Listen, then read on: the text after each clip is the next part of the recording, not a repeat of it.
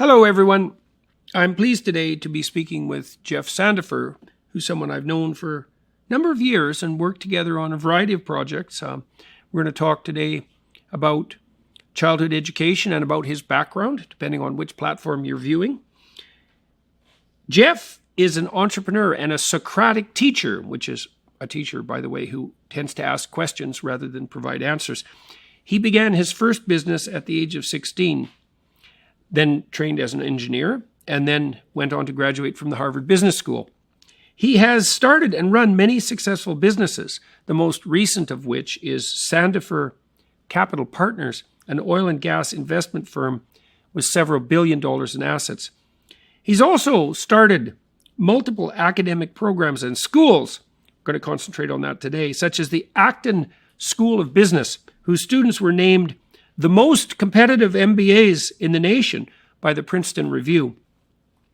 He's extended this work over the last 15 years into the K-12 realm, kindergarten through grade 12, with the Acton Academy, a cutting-edge program that blends the one-room schoolhouse, the Socratic method, and 21st century technology to aid each student in changing the world, themselves and the world. Right. So, Jeff, we get a chance to sit down and talk today and to share that with a very large number of people. So, Jeff and I were talking before this podcast about what we wanted to talk about, and last night we thought about construing this in terms of educational reform, but really the proper way to set this conversation up is to talk about education, not so much reform, but education per se. And so, let's start a little bit by talking about your background, though, and we might as well go back to, I guess, your early experiences in early adulthood, and let's lay that out, and then we can place in the educational discussion as appropriate.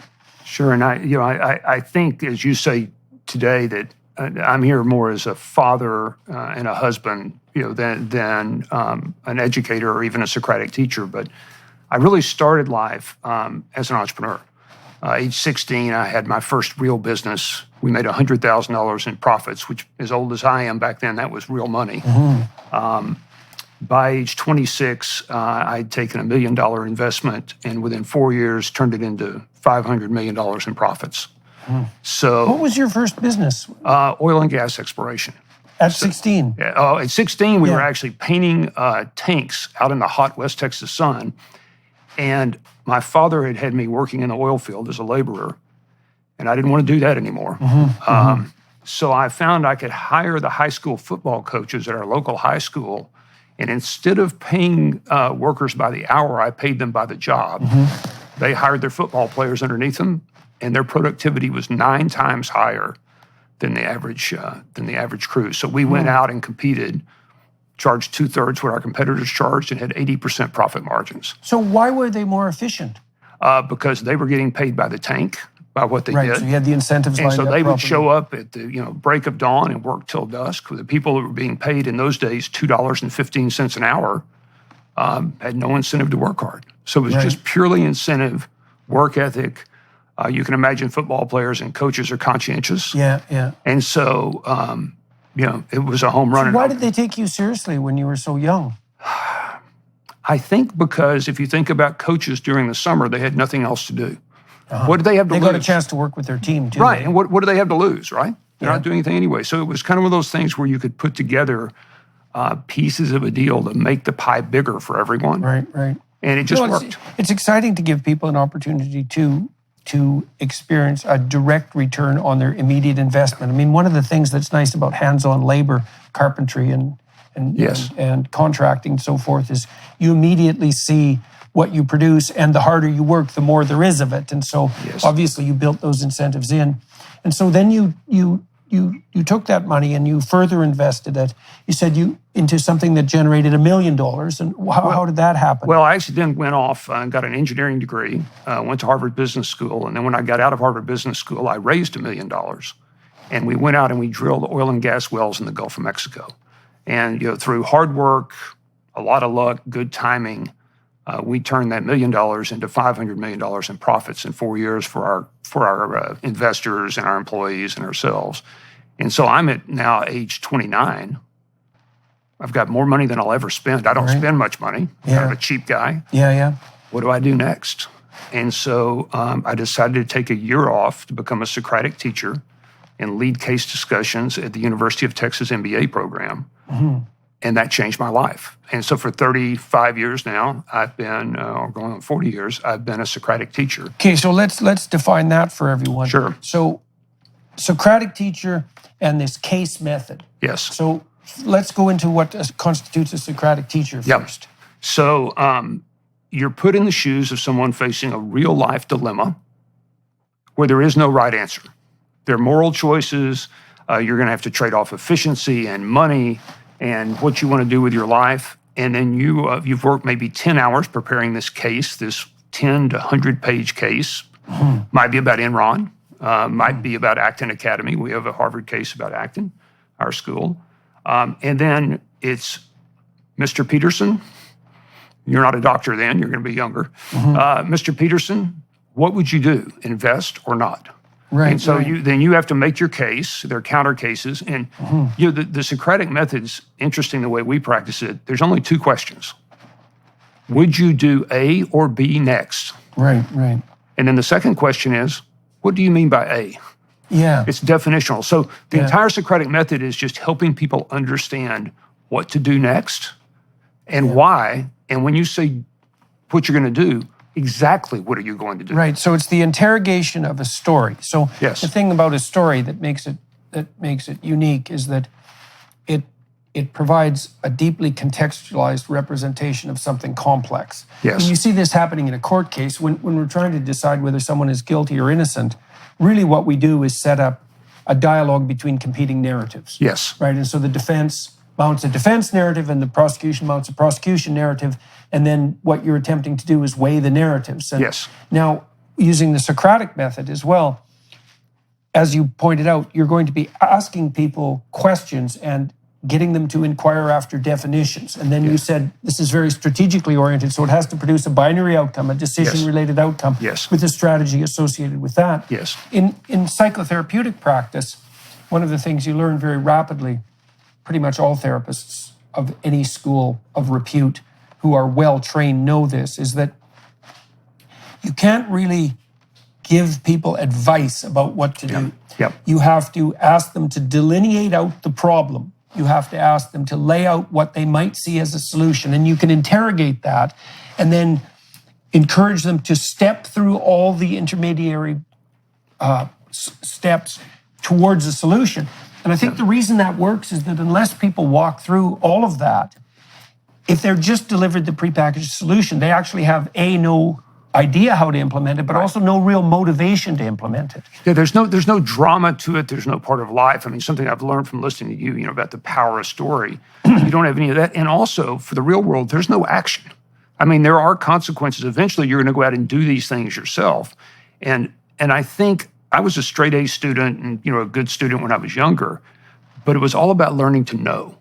And so this method is more about learning to learn what are the routines and the recipes that we go through, learning to do something that requires courage, and then that leads to learning to be who you're going to become. Yeah, well, it seems to me like it's something like an analysis, not so much of what the facts tell you the next step should be, because you never really get to that point. It's more like a delineation of the principles by which you're going to operate and an exploration of what principles you're willing to put faith in. And I would say the reason I would use the language of faith is because you have to leap into the unknown. Absolutely. Right? And so you want to be informed while you do that, but you don't have the data at hand, and you won't until you run the experiment. Right. So where were you doing the case studies? Well, so I learned the method at the Harvard Business School, and then I took that in my own exploration of trying to figure out what to do with my own life, and at age 28 was teaching a room full of 28-year-old graduate students at the University of Texas.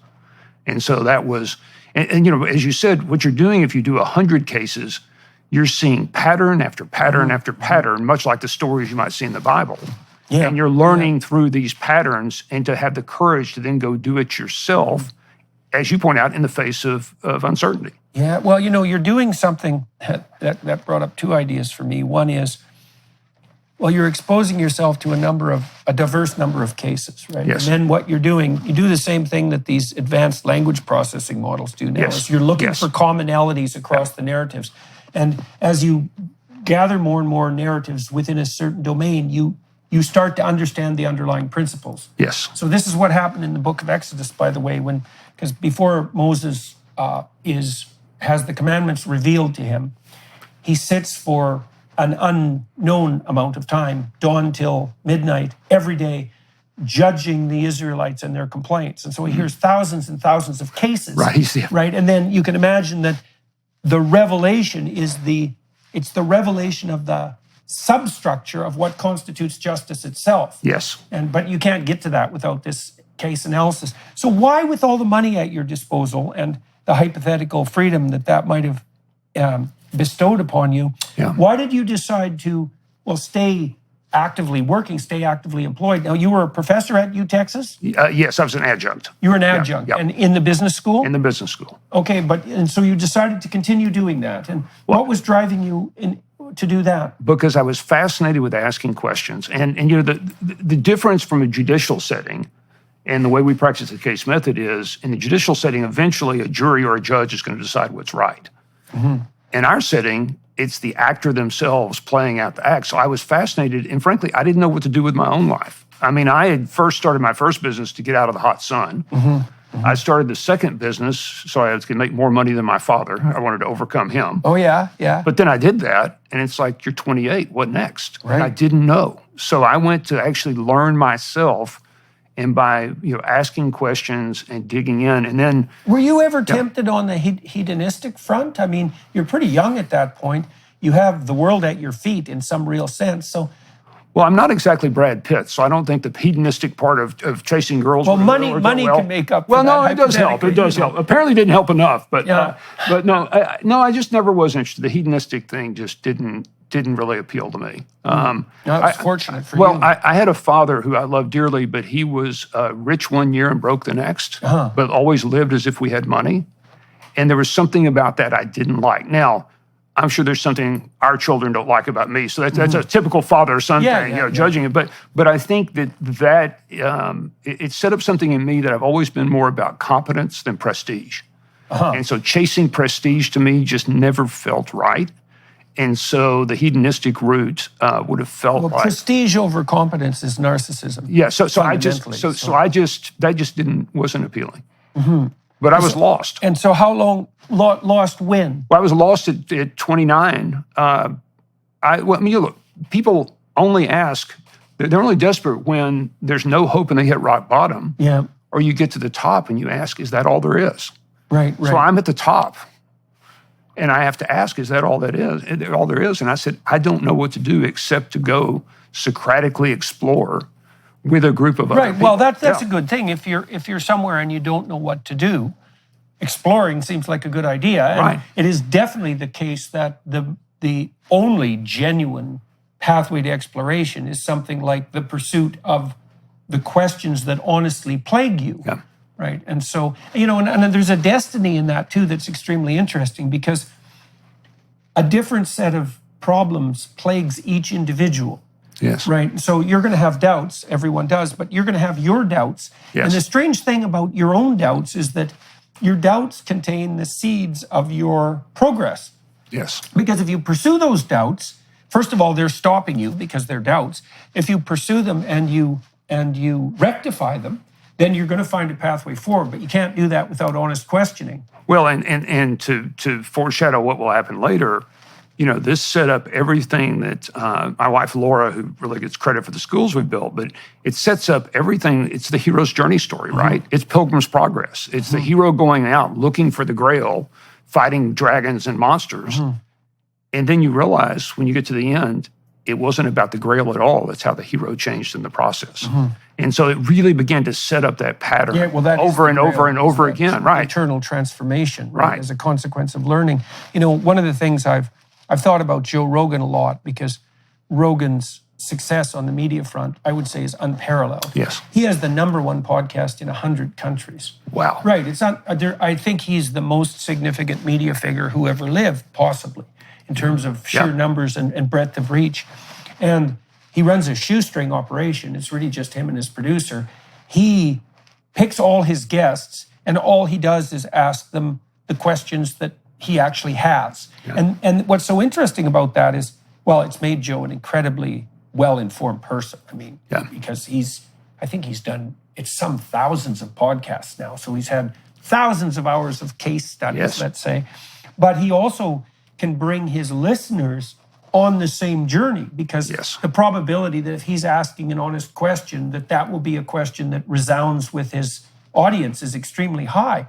And it's so interesting to see how much power there is in that, is that his stripped down approach, which also requires virtually no editing and certainly no special effects, his stripped down approach is the most compelling approach. And I think it is because it's based on an honest Socratic method. But it does require curiosity, and it requires a genuine interest in true choices. And one of the hardest things as a Socratic teacher is, if you never ask a question you know the answer to. It has to be an equally balanced question. It has to be fair, right? And so if you're trying to if you're putting your thumb on the scale, the other person immediately will know it. And so when I've listened to you on Joe Rogan and Rogan's podcast, he's incredibly good at listening and then asking a very honest question. There's no, and people would spot it if he wasn't. Absolutely. Yeah. Just like physical exercise, daily spiritual exercise is critical to your well-being, especially in a world where attacks on faith and religion are happening all around us every day. There's no better time for a daily habit of prayer than during this season of Lent with Hallow, the #1 Christian prayer app in the US and the #1 Catholic app in the world. With Hallow, you can pray every single day leading up to Easter alongside world-famous Catholics and Christians like Jim Caviezel, Father Mike Schmitz, and even Mark Wahlberg. Dive deep into Scripture and the second most read Christian book of all time, The Imitation of Christ. You'll learn how to become a better individual through prayer, fasting, and giving in spite of today's broken world. Download the app for free at hallow.com/Jordan. Set prayer reminders, invite others to pray with you, and track your progress along the way. Get an exclusive 3-month free trial at hallow.com/Jordan. That's hallow.com/Jordan.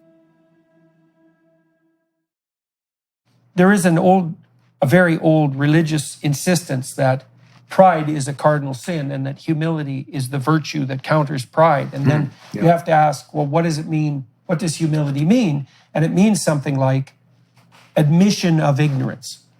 But what's so useful about that, and why it's a virtue and why it's something very useful to practice, is that if you do admit to your ignorance, which is to note what you don't know and to dare ask it, then you immediately rectify. I told my daughter, for example, very straightforwardly, you only have to ask a stupid question once if you listen to the answer, right? So she's been in many situations where, she was in over her head, like we all are, very often. Like me today.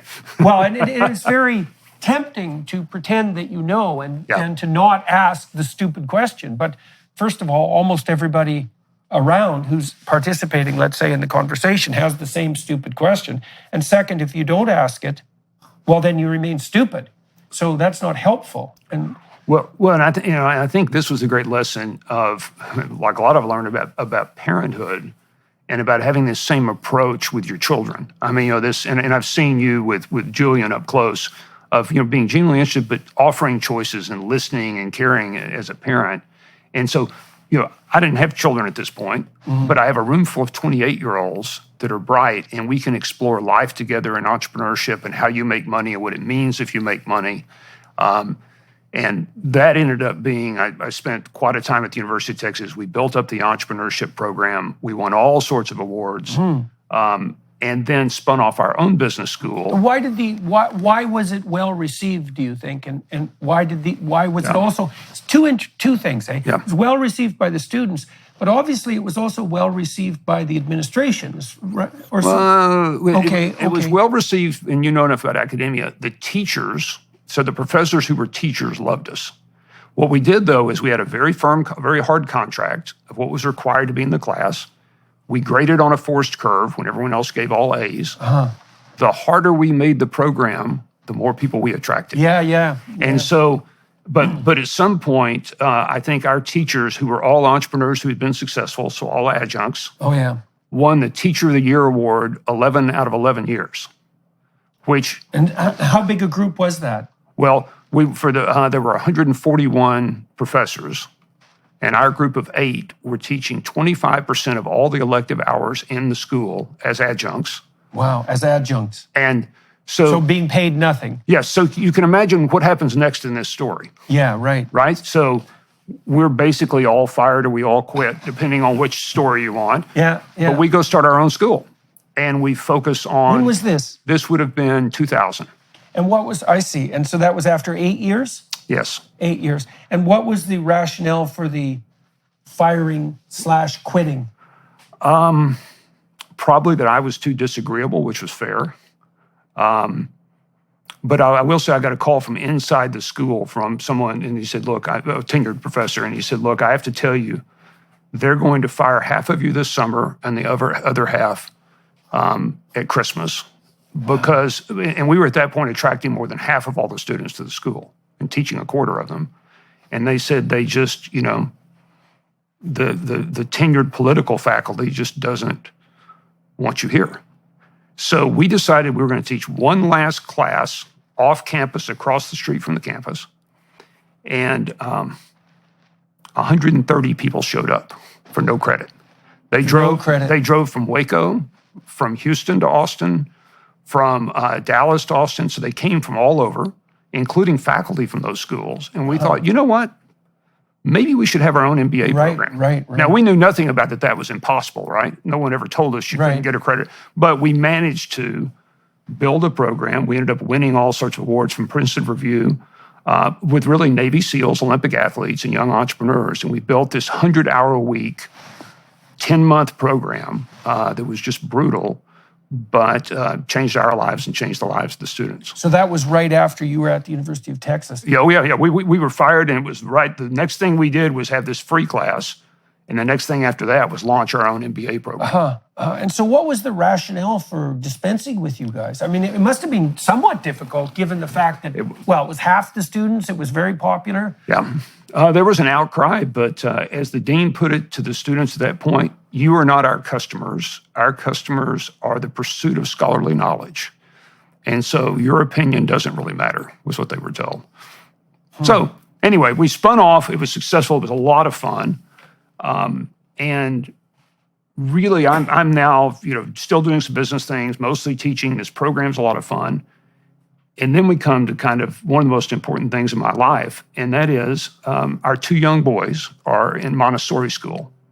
And they're just about... Okay, so you had them after you left the University of Texas and started this now independent program. Right. So you didn't have accreditation for the independent program? We did get accreditation. You did? We managed to get accreditation because we won all these awards, and they had to give us accreditation. Who awarded you accreditation?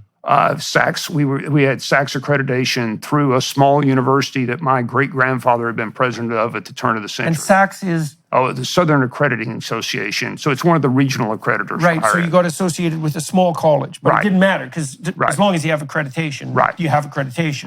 Right. And so accreditation was set up so that in principle, so that there was some, what would you say, consistency, reliability, and validity to the assignation of a degree. I mean, that's the theory. Well, that's the theory. What it really serves as, of course, is a protection of the cartel. Right. I mean, it's not really that. But we managed to get it. Wasn't an issue.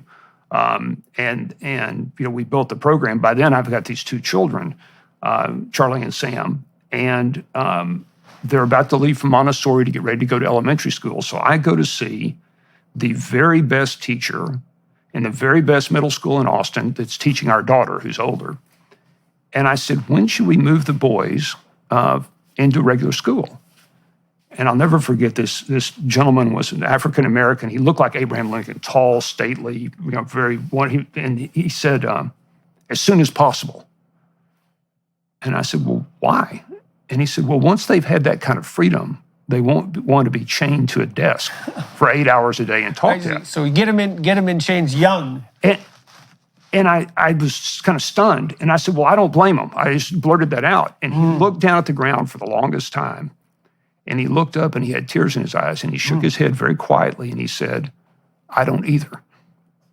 So I went home that day and I told Laura, I said, I don't know if we're going to homeschool. I don't know if we're going to start a school.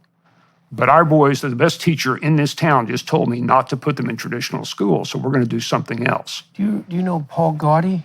No. Okay, Gaudy, I hope I have his name right. He was Teacher of the Year in New York State a number of years. And he died, unfortunately. I wanted to interview him, but that was never possible. Yeah. He was no admirer of the current education system, let's say. And he wrote a history of the education system, which was extremely interesting.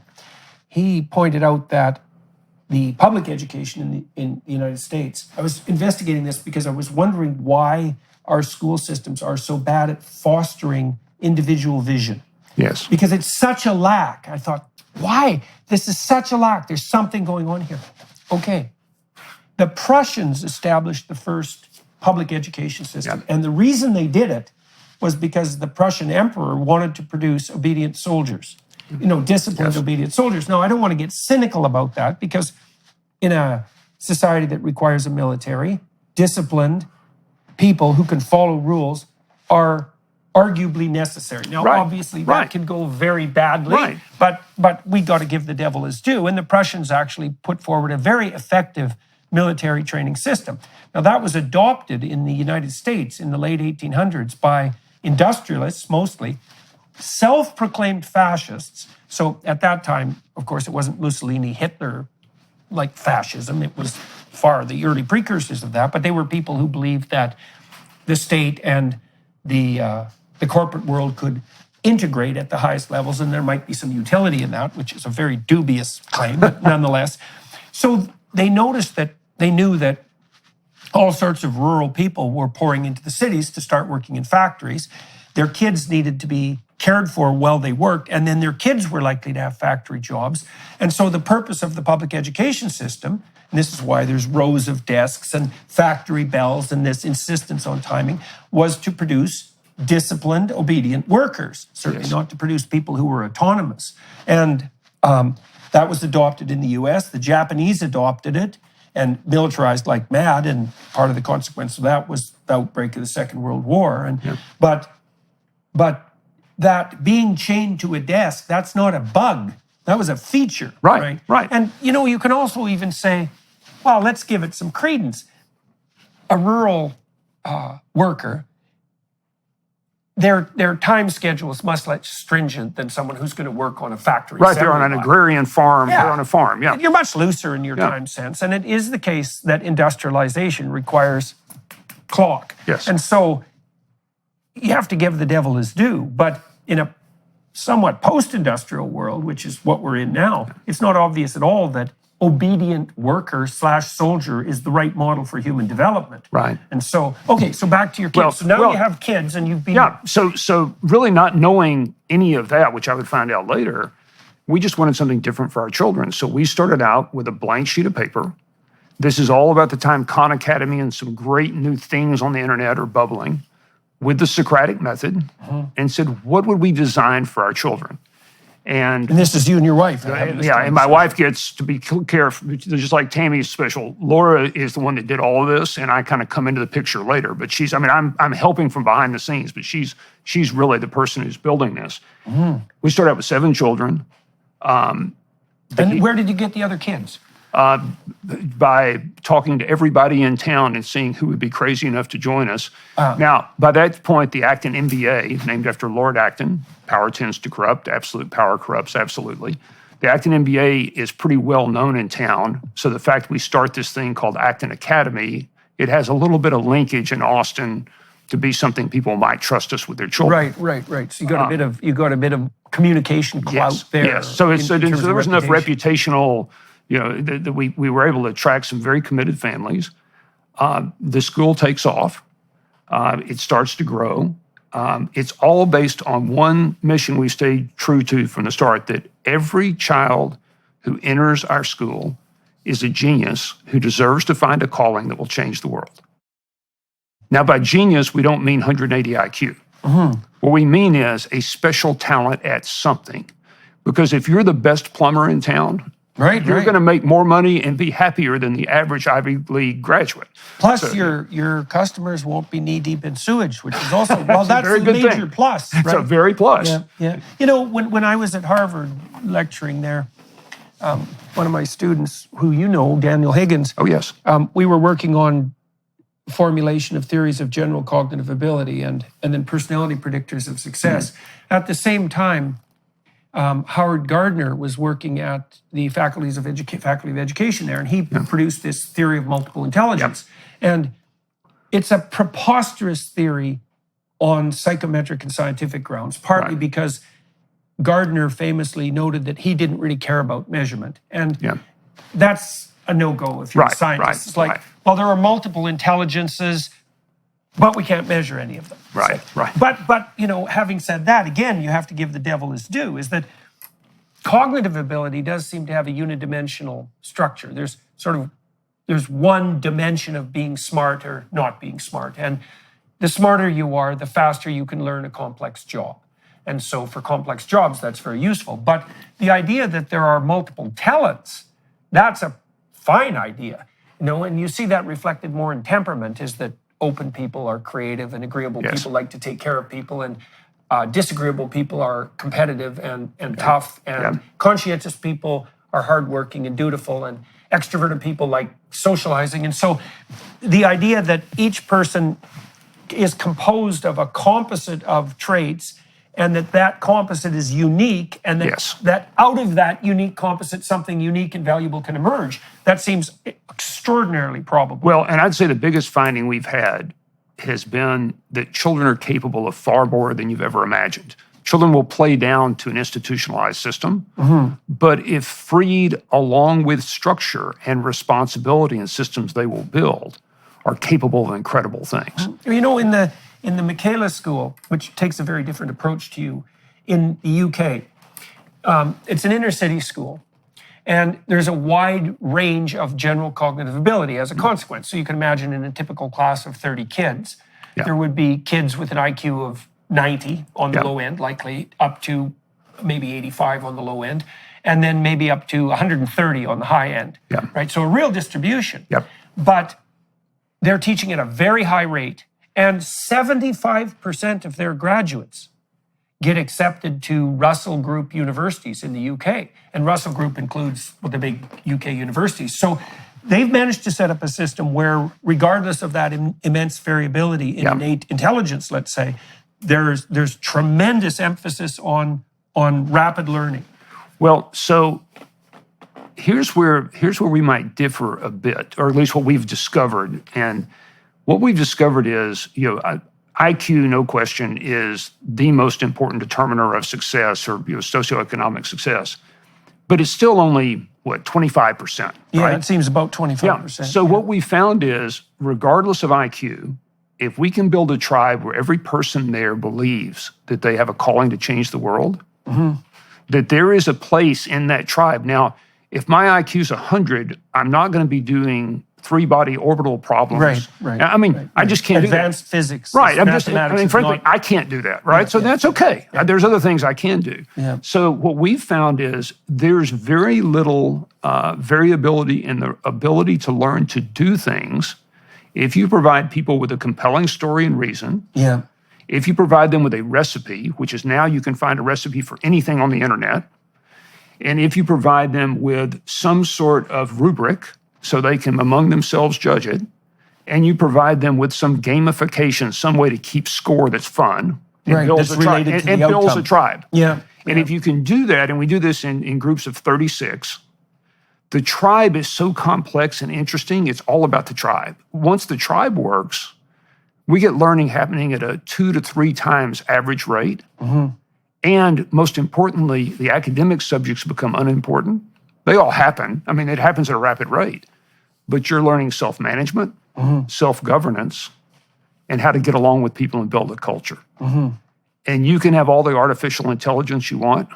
It can't do those 3 things. Okay, so now let's go back to when you started building this school and walk through it step by step, because I'd really like to understand more deeply how these schools operate. I know in the Michaelas School that I referred to, it's it's very structured. Yes. And the teachers do the guiding, and it's clear that the teachers are the ones in control. And Yes. I was very impressed when I went there, and her results are also very impressive. The children are very secure, and they're very pleased to be there. We had Yes. about 6 of them take us around, and they were just randomly selected from the school population. And I asked them a lot of questions, and so they're liking this. You're taking an approach that also requires the children to participate in their own self-organization. Yes. So you Yes. could imagine that you could have a system where the basic rules of engagement are established by the authorities, but the game is actually playable. Yes. Or you could have a system where the game that's looser, which would be the system that you set up, where the demand for self-governance is placed in there to a large degree right Yes. at the beginning. And so this is very similar to a Tocquevillian society that develops from the bottom up. We are providing, though, they don't have to invent democracy or a democratic republic or a tyrannical government. We'll provide them with choices, so you don't have to invent everything from a blank sheet. But by experimenting, it's a very Hayekian, from the bottom up series of experiments, and they learn by doing. And I will tell you that the environment is, it's tyranny one week and Lord of the Flies the next, and they learn to find a medium between freedom and responsibility. And they're continually working on the society. Okay, so what would the experience like? So how young? What's the youngest children that you have in the program? The youngest will be preschool. Okay, so 5, 4 or 5, 5. 6. Okay, so what Yeah. do they experience their first day of school? Okay, so at that age group, it differs a little bit. So there's 36 in the room. It's mostly Montessori-like learning to do real work, so the routines of real work, and free play. And it's only, and so you're beginning to learn to read and write, and I'll get back to that in a minute. Okay. Elementary studio is more about important work. So you're doing real chores, you're doing real work, you're helping to start running the studio, and you're playing hard games.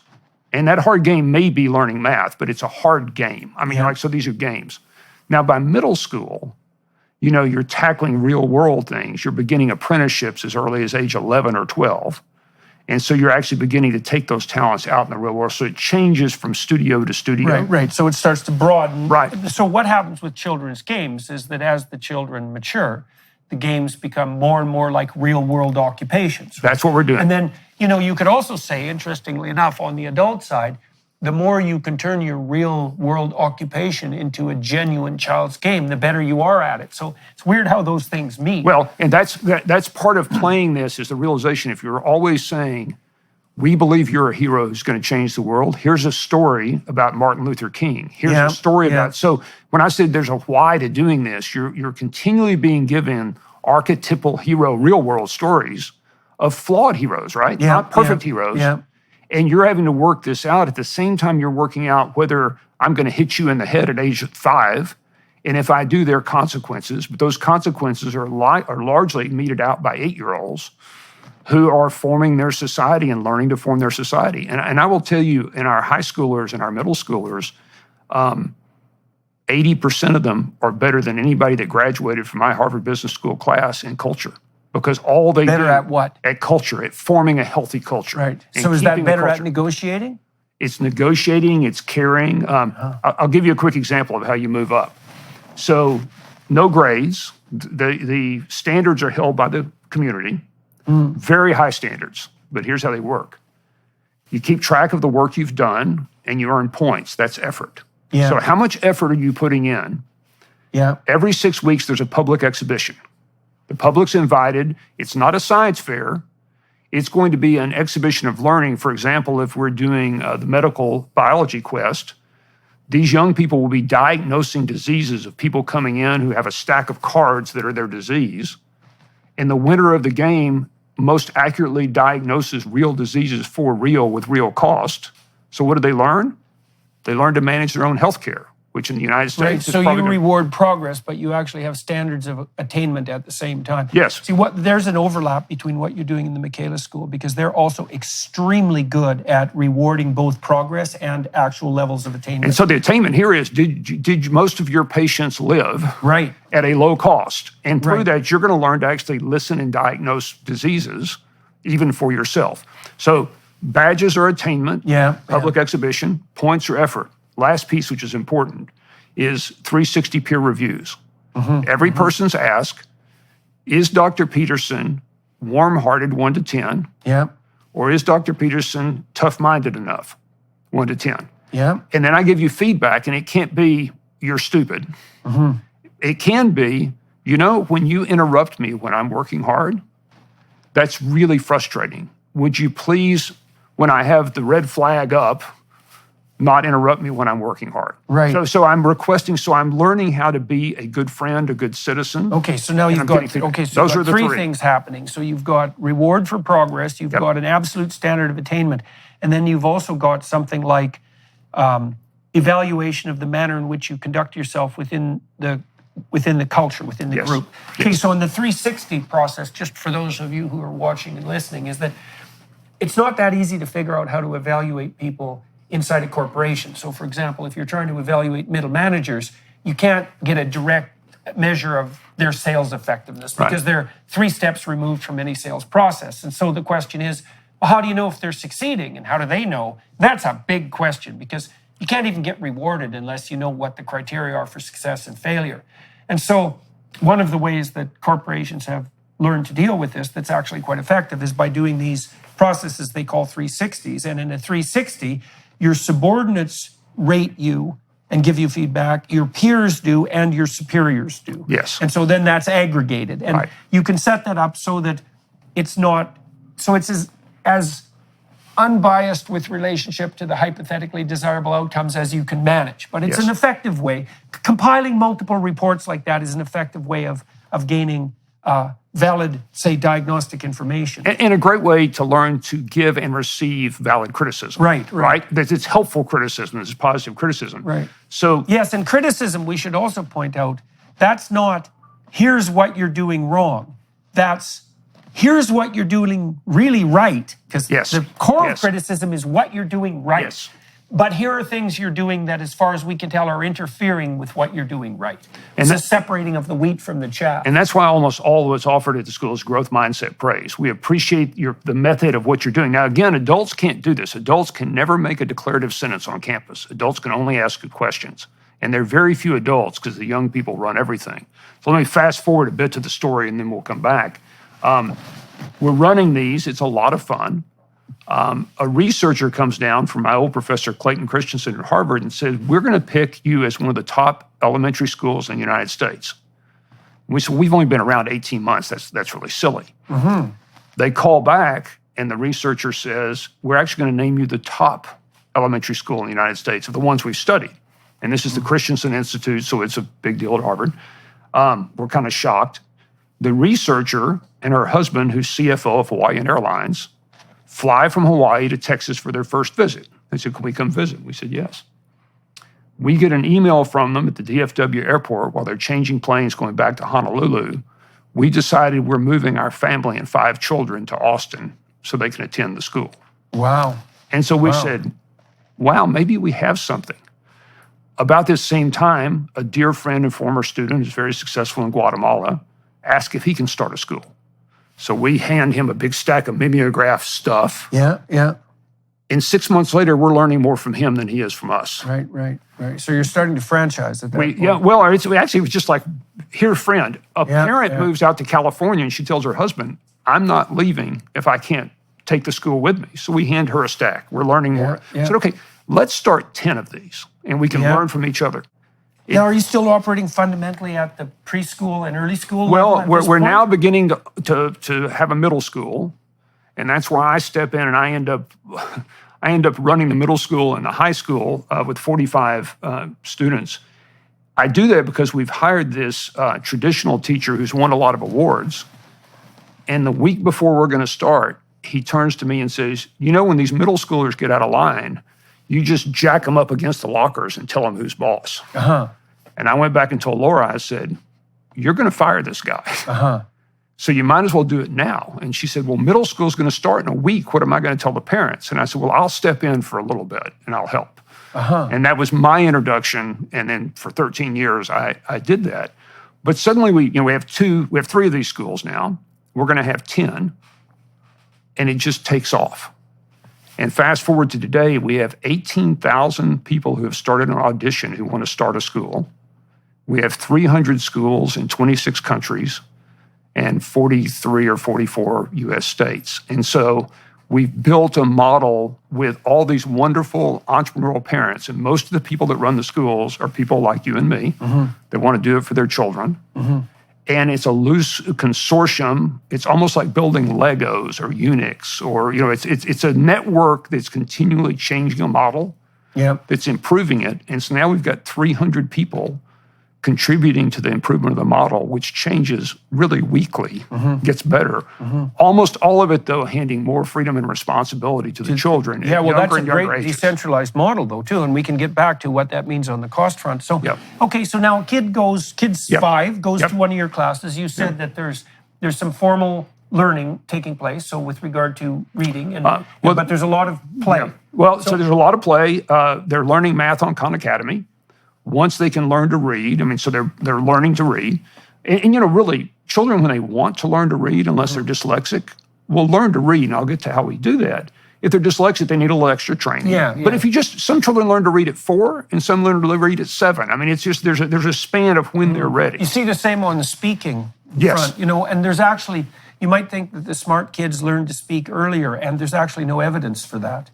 So, kids can vary substantially in the date at which they pick up language, at the date at which they formulate full sentences. I wish you would talk to some of our parents who are panicked that their child isn't, it's like, if you'll just be patient, the child will come. There's almost no children that don't develop language. It's such a universal human trait. They're around all these peers who are helping them, and it's multi-age. So remember, you got older and younger, and they're mixing around, and you can't really tell who's the smartest or who, because everyone's good at something.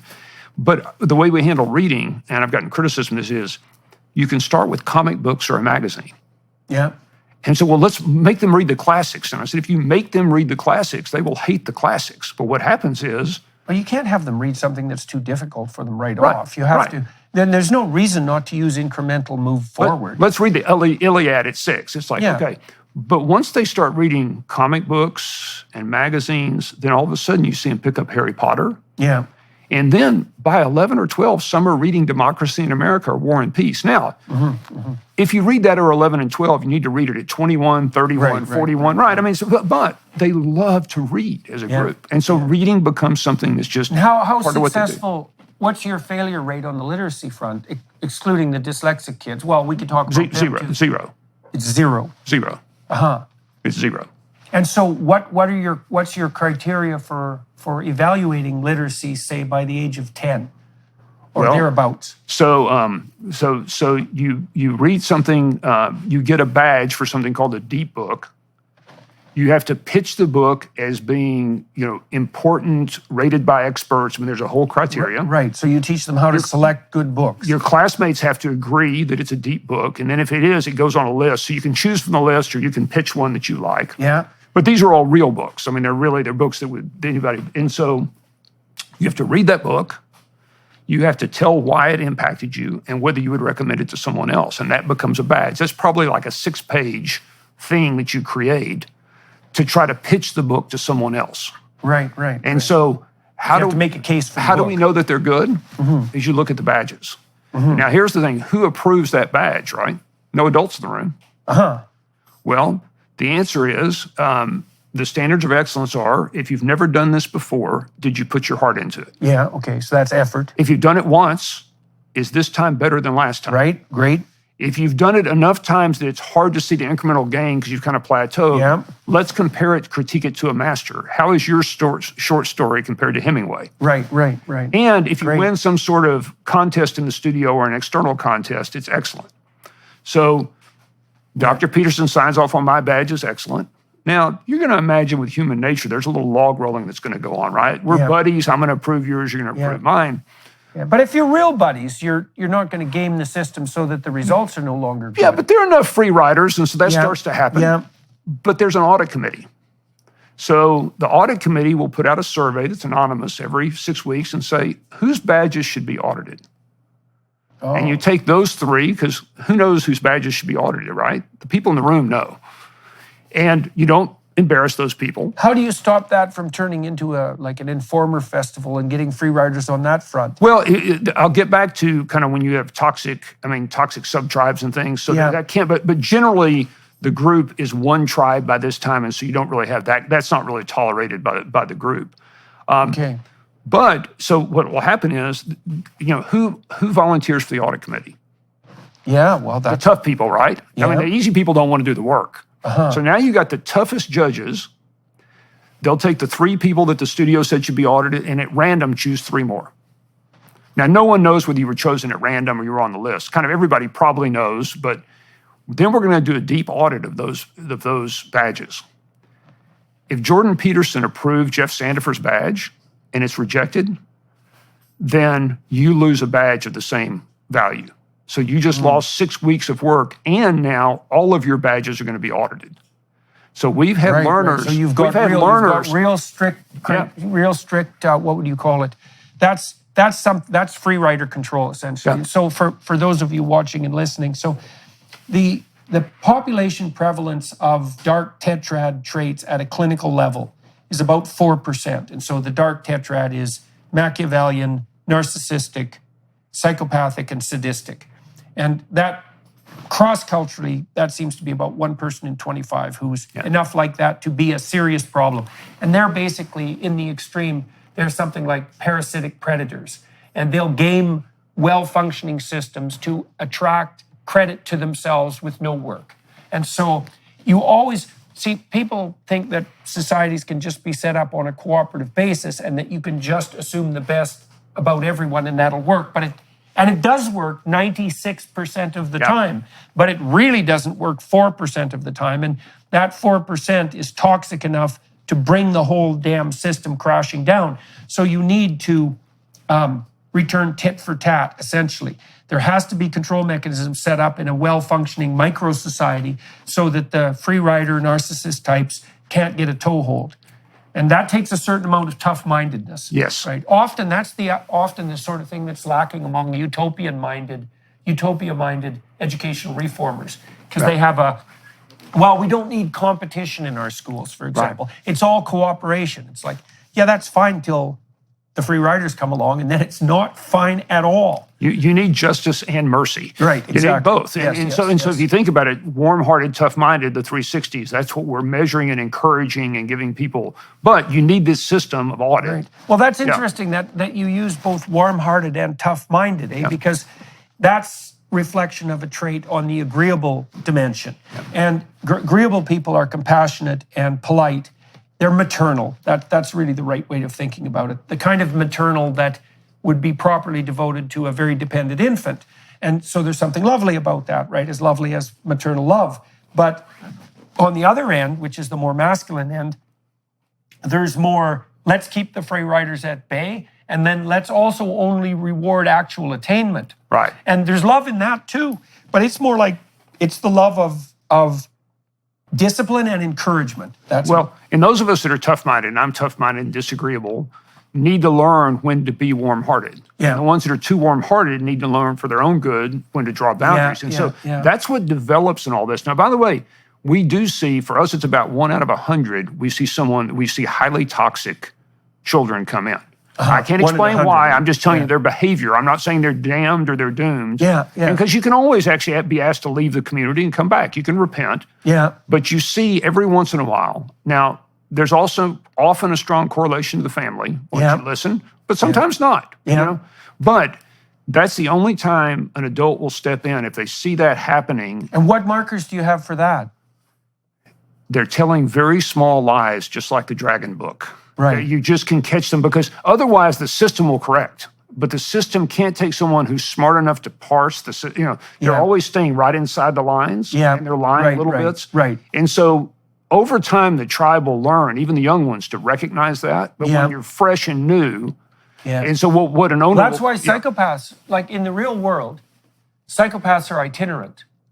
Because they can't stay long enough. Well, they can't stay because people figure out their games and then they stop them. And one of the problems with the virtual world right now is that it allows the psychopaths to be continually itinerant, which is essentially what you are if you're anonymous. Right. Is that Nobody can get a handle on you. You can't track the reputation. And, you know, the people who promote the benefits of online anonymity say, well, what about the heroic whistleblowers? And it's like, fair enough, but they're 1%. Right.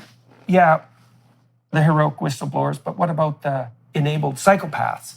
Well, the whistleblowing is worth the psychopathy. It's like, yeah, it doesn't look like it. It's interesting because the group gets pretty good, even at an early age, of recognizing it. But the first time they see it, it's like when you said before about a dark triad or a dark quadrant, male can take advantage of a young female, but the females will learn. Yeah. Well, 8-year-olds learn too. Yeah. But we will step in and say, here's a transition contract. If these things don't happen, you're going to need to leave and reapply. So we will pick out, but it's 1 out of 100.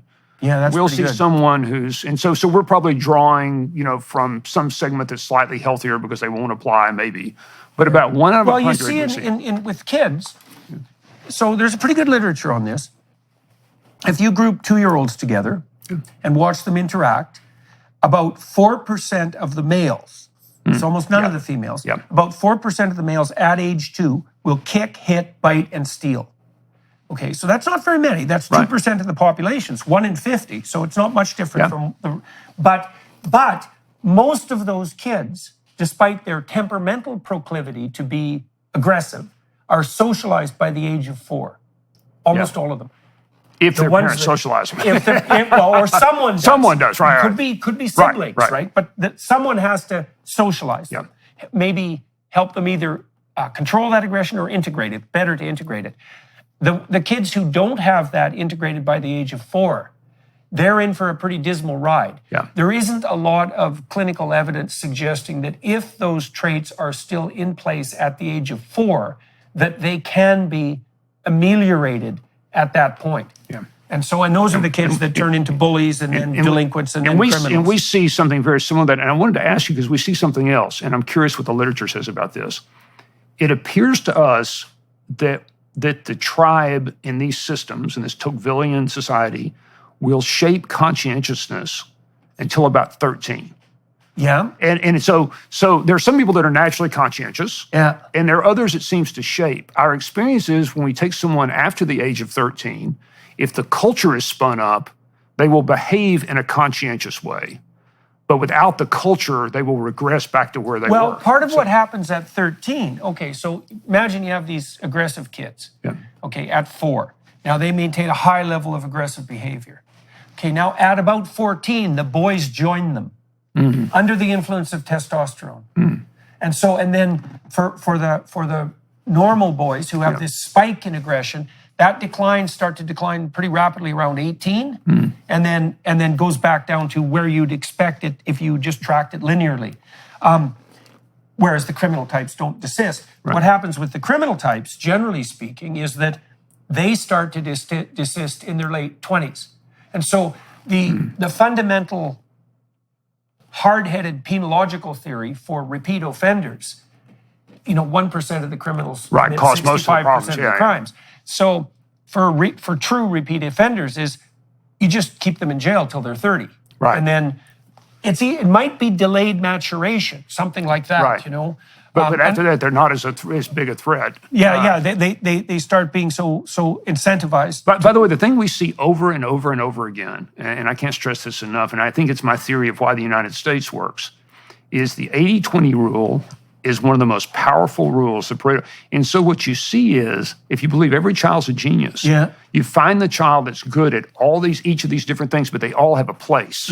Just like I can be a plumber, an airline pilot, I can be. But you see that in these societies as they grow. You got to find your place in the. So the Pareto, this 80-20 rule, this is 20% of your customers produce 80% of your sales. 20% of the recording artists sell 80% of the records. 20% of the authors sell 80% of the books. The actual rule is the square root of the number of people doing a particular task perform half the labor. And so this drives inequality in every creative domain. But your point is there's a diverse enough range of potential Pareto contributions that doesn't matter. Like you can be an off-the-chart plumber and I can be an off-the-chart mathematician, and there's zero trouble with that. If we're only going to measure how quickly I can memorize things for a test I'll never use again, and it's basically IQ, then there's only going to be one winner of that or one Yeah. group of winners. Yeah. In this case, there's all sorts of ways you can win, and it's so complicated you can't even keep track. Yeah. But what you can keep track of are these stories that are repeated over and over and over again about heroes don't win. When they get knocked down, they get back up. Yeah. And it becomes kind of a resilience grit, narrative. a resilience, Yeah. hey, it's a challenge. Yeah. We talk about, I may have gotten this from you, like what are the three monsters? The three monsters are resistance, distraction, and victimhood. It's like, if I can't, which one of those is standing in my way today? Right. Resistance, I just need to take the first step, right? Yeah, and that might just be apprehension of sheer complexity, Yeah, right? but what So- do you do? Take a step, okay? Yeah, yeah. Distraction. And if you can't, then take a smaller step. Exactly. I mean, take one more step towards the elevator. Yeah, And so distraction, it's what's valuable to you in focus. I mean, Yeah. prioritize and focus. Right. If it's victimhood, then gratitude is the only substitute, is the only elixir for victimhood. yeah. And so they learn Yes, those. and we should also point out on that regard that gratitude isn't the naive insistence that the world is a perfectly delightful place and that everything is going to go well. Gratitude is a practice, it's a moral virtue, and the virtuous part of it is the courage to find in even the darkest place some light that can guide you through, right? And the willingness to do that, the understanding that that's a practice. I mean, when my wife was extraordinarily ill a few years ago, like fatally ill, so the story went. And one of the things she did that was of aid to her physically, because it helped her be less stressed, and that's good on the immunological front, but also spiritually, let's say, was to strive very diligently to look for what she could be grateful for in each day and even in each moment. And in her situation, I think this is very often the case for people who are facing very serious illness, she was grateful for the love and support of her family and her friends. And that was also genuine and also of genuine aid. But it's a courageous practice. It's not a kind of naivety. And so if you're surrounded, though, by a group that understands if you're playing the part of the victim, they don't say, don't be a victim. They begin to ask you questions about gratitude and give you space, right? Sometimes you want to play the victim for a while. Yeah, well, sometimes terrible things are happening to you, Right. too. Sometimes, your life's just, and so then you get someone who's actually, I'm very empathetic that that's happening. I'm sympathetic to you that that's happening. But then the answer is, once you're finished with that, what are we going to get up and go do Right, next? that's That's right, good that's for you, right? And we're going to have this moment. So just imagine all these young people. And by the way, the high schoolers are going up and down through the middle school and elementary all the time. The middle schoolers are going up and down. You'll see elementary students. So this is a family. This is like a neighborhood of young people moving around between studios, helping each other. Often you'll get a 10-year-old that's better at calculus, than a high schooler. Right. And they're up, and it has to all be What a Socratic. deal for the 10-year-old. He gets to share his knowledge with older kids. That's We pretty have damn good 10-year-olds that deal. actually sell tutoring services. So they have to be Socratic. They can't lecture. Yeah. But anyway, that's the beauty is they're learning how to build a society. They're learning self-management. Yeah. They're learning self-governance. They're learning how to treat other human beings. Yeah. And guess what? The learning's exploding. Oh, and by the way, they've had 6 or 7 apprenticeships in the world by the time they're in high school. Yeah, and how do you set those up? And what do the apprenticeships look like? It's the easiest and best thing we do. You go through a series of challenges of what you might want to do with your life, even at 11 or 12. Like, what's exciting? I want to be a vet. Yeah. I want to be. And so then you learn how to go find out the owner of the vet service. What have they done in their life that's valuable? Then you write an email that says, Mr. Smith, I've so admired your compassion with animals. I know that you won this award. It has to be genuine. Right. Would So you show you've done your homework. But then the question is, I'm looking for this apprenticeship. I'm not asking you for it. I'm just asking, can I have a 5-minute phone call to explain it? Right. That's all I want. Yeah. So you get the phone call. You listen for objections and try to answer them. Right. Yeah. And the only ask then is, can I have 2 minutes in person? You show up in person, and you imagine this 12-year-old that showed up ready, and they say, Dr. Peterson, would you give me a chance? Yeah. I'll show up early. Yeah. I'll work late. Yeah. I'll wash the floors. I'll do whatever you ask. Yeah. If I don't ever do one of those things, not only can you fire me immediately, but it's going to reflect on all my studio mates. They're going to find out. But if you'll give me a chance, I'll prove myself. Yeah. An irresistible offer to most The people. success rate on that is like 98%. Now, No, that's interesting in and of itself, because we're constantly bombarded with this insistence, especially from the radical left, that the reason that you might employ someone is to skim off their excess labor, let's say, right? The Marxist theory of labor, and that it's basically an exploitative relationship. And you can be cynical about this. You say, well, no kidding, the businessmen are going to agree because now they've got free labor. But that isn't what happens. Like what happens is that, and you have to be unbelievably cynical and blind and believe that the world is motivated by power to believe anything other than this, is that the ability to act as parent proxy is there in all of us to the degree we can be parents. And it's extraordinarily attractive to offer people the opportunity to establish a relationship with someone who's young where they're fostering their development. I think that's a primary source of human gratification. Well, I actually think there's also something I wouldn't call it cynical, but it's a little more self-interested, that the people who are being like very generous, because this is, it's hard to have an apprentice. Yeah. But we've seen this happen at the Acton MBA. I think they're looking up to you as the Wizard of Oz, and you're seeing in them a young you. Right. And there's this sense of, that reminds me of myself. Yeah. And, that's the best part of myself. The best part of myself. Yeah. And in fact, if I had this at that age. Right. And so I'm so attracted to this. But anyway, through this process, what do you learn how to do? You learn how to find something to do that matters in your life, serving someone else. And by the time you're you also learn how to ask someone, you learn how to suggest in an attractive manner to someone how they might offer you an opportunity. This is one of the reasons it's so useful to teach your child, to help your child develop extremely polished manners. Yeah. And because what happens if you have well-mannered kids who say please and thank you and who know how to shake hands and introduce themselves and who are sensible enough to listen to an adult, then they will charm the adults, and not in an instrumental way, a manipulative way, but they'll charm the adults, and the adults will reveal the best part of them, and then they'll offer the kids all sorts of opportunities. And so what a deal that is for your kids. And we see that just happen over and over. And what do we have to do? Nothing. We don't set these up. We don't match make. Right. The young people go out and do it all with parental permission, and with the parents have to sign off it's safe.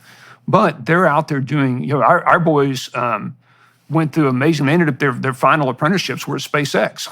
Right. And you know what? They did that on their own. I mean, that was that's great too, because that makes it their accomplishment. Oh, that's another thing that's so useful about not doing too much for other people, isn't it? So one of the things that, as a therapist, it's very easy to steal your client's success and to slough off their risk. So, for example, if you come to me and say, well, do you have some advice on the career front? And I say, well, this is what I think you should do, and this is how I think you should do it. And you go out and you do it. It's like, it's not obvious at all whose victory that is. Right. And then if you go out and fail, well, I failed as a therapist, but not as much as you failed. So it's like your skin. I'm going to claim the victories and not fluff off the failures. Yeah. Well, this is why, by the way, we don't ever talk about the success of our graduates, because it's their success. We just want to hear us talk about that. I mean, we just don't. It's their success, not ours to claim. And it also brings up the hardest thing we have. It's not the young people, it's the parents. And I asked our son the other day, a good friend was working on something about fatherhood. And I asked our youngest son, Sam, I said, this whole fatherhood thing, you would understand it better than I have because you're the customer, right? You're the person. And I said, so what advice would you give my friend about fatherhood?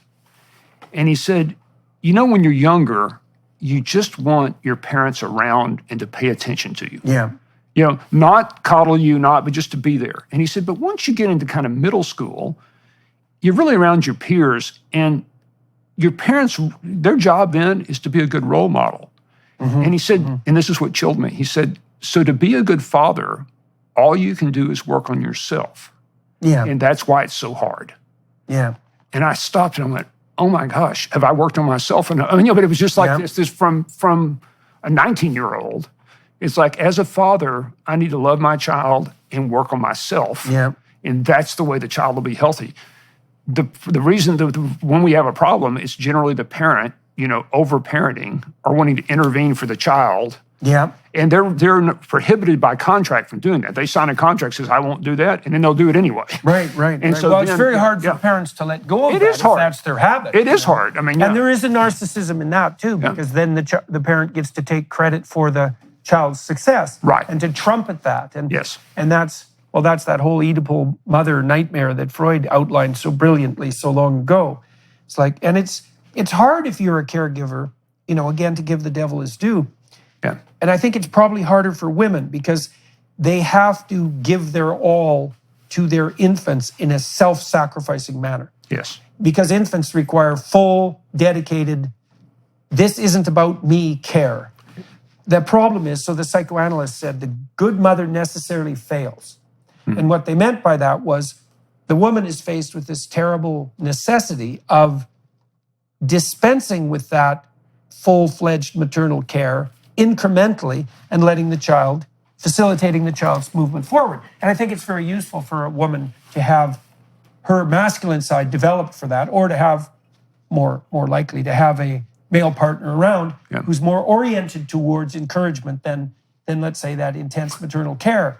But it's definitely the case that you want to foster in your children and in the people you're mentoring that ability to do things on their own. There's a rule of thumb for care of elderly people. It's a very good one. Never do anything for the person you're caring for they can do themselves. Right? And that's Because you want them to keep doing everything they can. Yeah, you don't want, and you want them to retain their dignity, and you don't want to steal from them what responsibility they have left, and you want to encourage their autonomy, if for no other reason, then you're not going to be overburdened with having to do everything, right? Right. So, so let's, two questions here. One is, how do you develop that community ethos that orients the entire community to regulate the behavior of the members in a positive manner? How do you bring that about?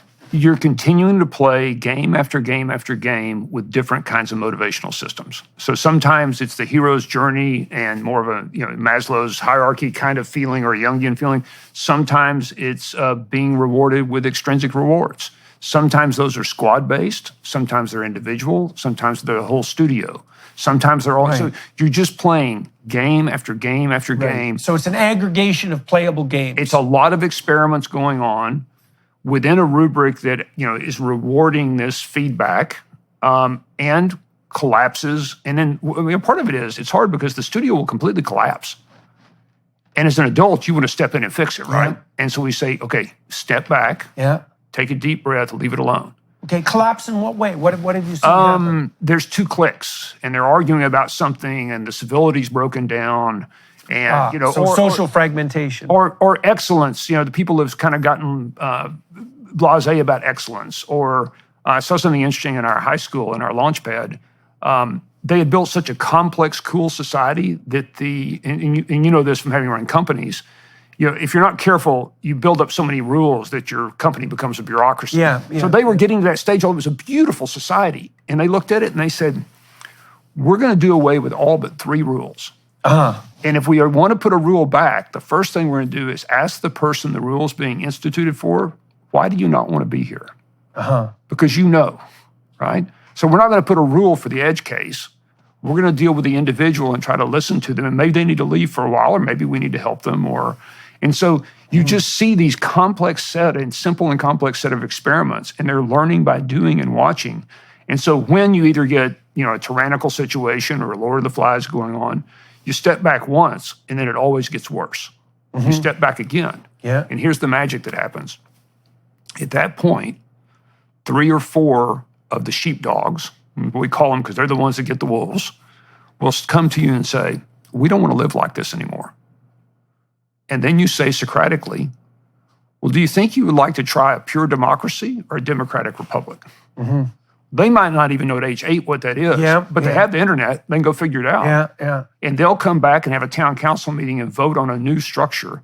We had one time, we were actually the... So now they have a problem with governance, and now they have the motivation to find out what good governance means. So we got actually ejected, as the guide, I got ejected from the studio because they didn't want me in there anymore. So for a week, there'll be a week go by and no adult goes in our middle school. It runs itself. Wow. So I was actually kind of asked to leave, so I left, and I thought, well, we'll see what they do with it. Yeah. The studio broke down. I didn't really know what was going on inside. I came back after about 10 days. I was invited back because they couldn't create as good a learning challenges. The games they were creating weren't as good, so they wanted some more games. When I came back in, they had taken masking tape and they had divided the studio into like 8 city states because they've been reading about city states. Each city state had a different governance system, and people were voting with their feet where to reside. Oh, yeah. That kept going for about 6 months. It turned out to be an incredibly powerful way to organize the studio. And then at some point that broke down. So it's a competition between the invitations. Yeah. You know, I've been thinking about this on the religious front, talking to, I probably have talked about this most particularly with some of the more fundamentalist Muslims that I've talked to, that the notion of holy war, jihad, William James said 150 years ago that we needed a moral equivalent to war, right? Something as difficult and challenging, but oriented towards the uppermost good, let's say. And I was thinking about the religious competition as a competition between invitations. And so the idea would be, and this is sort of like the idea that as an adult, you're a role model for your teenagers. Like, all right, so you've got this set of principles on the Islamic side, let's say. Are you such a shining example of those principles in practice that people look at you and think, man, I'd like to abide by that code? Yeah. And that seems right to me, is that a competition of invitations, first of all, it has the advantage of competition. It's like, well, there's a bunch, and that's experimentation, essentially. Right. And it can be intense competition, but if it's invitational, then people get to use freedom of conscience and freedom of association to choose. And that seems to give us the best of both worlds. So how did you manage to motivate yourself to stay the hell out of it when things were... Well, it's where I was lucky that having been in Harvard Business School and been among the best Socratic teachers in the world, having practiced Socratic teaching, and we had all these hotshot entrepreneurs that came to teach with us at the MBA level, but you had to help and work with them and yourself to keep your ego out of it. So, if you're teaching a case and all of our teachers were very exceptionally successful entrepreneurs. You want to step in and give the answer, right? Yeah, but that was faster. But that was forbidden. Like you would get ejected from the teaching corps for doing that. And so we all agreed to live by a contract, and we had micro routines we would execute. Just like in the studio, there's all these micro routines layered upon each other. Yeah. And so I was just equipped. I want to give an answer as much as anybody else in the world, and I do sometimes. I shouldn't. Yeah. But I'm equipped to say it's so much more powerful to say, would you do A or B next? Well, for the men that are listening, this is a useful thing to know about your wives. It's true in interpersonal communication in general, but, your wife is going to sit down with you and lay out her complaints about whatever happens to be happening. And you might think that you know what to do about that, and you might think that what she wants is for you to do something about it and to provide an answer. Now, that also might be your impatience because you want to just cut to the chase and solve the damn problem. And so it's not all moral virtue on your side that you actually know what to do. But what you have to understand is that when someone's first walking through a problem set, part of what they're trying to do is to figure out what the problem is. And so unless you let them lay out the problem landscape without interference, you don't even know that the problem you're solving is the correct problem. And that you definitely see this in the psychotherapeutic relationship all the time, is that, man, once you've got the problem properly identified, you're 90% of the way to solving it. But that wandering around to begin with, and the Socratic method's very useful for that. It also helps people to investigate their doubts thoroughly, but also to build the analytic skills necessary to assess a problem properly and to start to strategize. I remember Laura was in a discussion with one of our top Acton MBA teachers one time. We were in a case discussion, and he's a wonderful guy named Stephen Tomlinson, and he stopped her in mid-sentence, and he said, ask yourself at this moment, would you rather be right or would you ever rather be curious? Right, right. And it changed her life. I mean, she's always been a curious person. Yeah. She was like, oh, I was trying to be right at this moment. Yeah. And so it's those kind of revelations. Yeah, that's like, you know, well, that's curious. that's the pharaonic temptation, as in Pharaoh, Yeah. is to be right. Now, a good way around that, I think, metacognitively, is to think, okay, are there more things you know or more things that you don't know? Mm-hmm. Now, anyone with any sense knows that no matter how thick the book they've read, in total is, the book of things they haven't read or encountered is way thicker. Yeah. And so then the next question is, well, would you rather be friends with what you know or friends with what you don't know? And that's an infinite landscape. And so if you can learn to be the friend of what you don't know, then, and you're really afraid about that. It's like, no, I need to know here. I might be wrong in my presumption of being right. And then it opens up, I think that's part of what opens up the underlying motivation for true Socratic questioning. Like if I'm talking to my wife, I actually want to know, even though part of me doesn't, why she thinks what I'm doing isn't working. Because it's possible that if I could listen carefully enough, I could find out something stupid that I'm doing and quit doing it.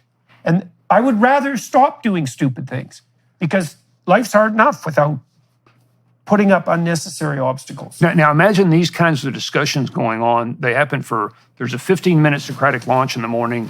There's a 15-minute launch after lunch. There's a 15-minute close. So these young people are having on a detailed moral problem of real relevance to them, these Socratic discussions over and over and over again every day. And then... So what would a discussion like that look like? What kind of topic might come up for discussion? It might be we're having an issue with clicks in the studio. And so there would be something about what is a click and how do clicks form. Right. And the question might be... So it's applied Well, sociology. actually, what we would ask you is, we would say, what's the biggest issue in the studio right now? Is it intentionality? Is it civility? Is it excellence? Right. Prioritization of And whichever problem. one they picked, it would be, okay, what should we do about that? Should we set SMART goals? Should we run a 360 survey? Should we... And then after a very short while, they're leading these discussions. Right, what should we do and why? It's always relevant. There's probably a hero story. In fact, the way we do civilization, I've talked with Larry Arnn at Hillsdale about this.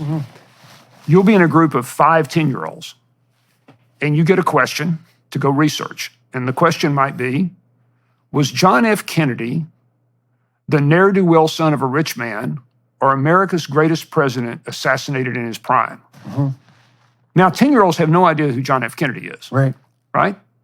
But he was assassinated. He was a rich guy. That's pretty cool. Yeah, right. So they'll go spend 30 minutes researching or an hour researching all about Kennedy. Yeah. Then they'll come back and they'll start debating that. And before they're done, it'll be like, well, what does make a great president? Yeah. And what is your prime? And what is... No adults, these deep, rich... And by the way, after that, you never forget who John Kennedy was or the Cuban Missile Crisis. But all it takes is one question and the right rules of engagement. Yeah. And you can back away. Yeah, well, that's also how you can set up critical thinking as a really motivating game. So in my 4th year seminar, we would go through scientific papers one by one. I would pick the papers, classic scientific papers, and then I would extract out some of the core questions. And then this was fun. I divided the groups, my students, there's about 20, into groups of 4. And I put the introverts in one group and the extroverts another. And the reason is that introverts will talk, but their threshold for speaking is higher and the lag time is longer. So if you have an extrovert in with a bunch of introverts, because they're more likely to interrupt earlier. So I'd put the introverts together. So that was fun. And I would assign a side of the question arbitrarily. And the rule was, look, I don't really care what your opinion is about this issue, not because I don't care about your opinion, but because it's worthwhile to explore the entire problem set, and it's very worthwhile to learn to think critically. And to think critically, you have to take opposing sides. And so the students would have this discussion, and then the rest of them would vote on the outcome. And it was extraordinarily engaging, and the students really liked it. And they would spend in-class time doing the investigation right then and there, right? Without you having to do anything, right? Yeah, I mean, yeah. Well, we did the same with the Revolutionary War. You know, you have the Tories, you have the Patriots, and then you have this group in between. It was about a third, and a third. Yeah. And then it's like the two sides, the Tories and the Patriots, have to argue, and the people in the middle are going to vote with their feet, and you're going to see who won. So there's all sorts of just experiment after experiment after experiment like that. And so so that's what Paggio, my friend, I have a friend who's a very deep religious thinker, and he's developed a model of governance that's very much like that, that's extracted out of the Exodus story, has to do with the distribution of response. So imagine there's tyranny and chaos, and so that'd be tyranny and slavery, let's say. And then there's a model of good governance that is the alternative to both of those. And it's something like distributed responsibility and something like this idea of nested games. So in the subsidiary organization, an individual has responsibility for himself, and then paired individuals have responsibility for their family, and then paired families have responsibility for the community, and then paired communities have responsibility for the state. And there's games going on at every level that are, well, they should be games that are guided by the spirit of the logos fundamentally, but it should be distributed at every single level. And that's the opposite of a totalitarian system. So instead, like in a totalitarian system, every single person lies about everything all the time. And in a well-governed system, the opposite of the lie isn't the truth. It's more like something like the humble approach to expanding knowledge. Right. It's an experiment or something I'm going to try. It's a way of generating new knowledge. Well, so think about the individual, the squad, the 36 people in a cohort, and then the whole campus. Yeah. And then you have people that are also doing, you know, they're specializing in chemistry versus math. And so you've got all these mixes like that going on all the time. Right. And out of that comes a culture. Right. And also because you have that diverse range of options. So the answer to the problem of inequality isn't equality. The answer to the problem of inequality is a diverse enough game so that the distribution of inequality is normal, right? So, like you said, you can be a good plumber, you can be a good abstract mathematician.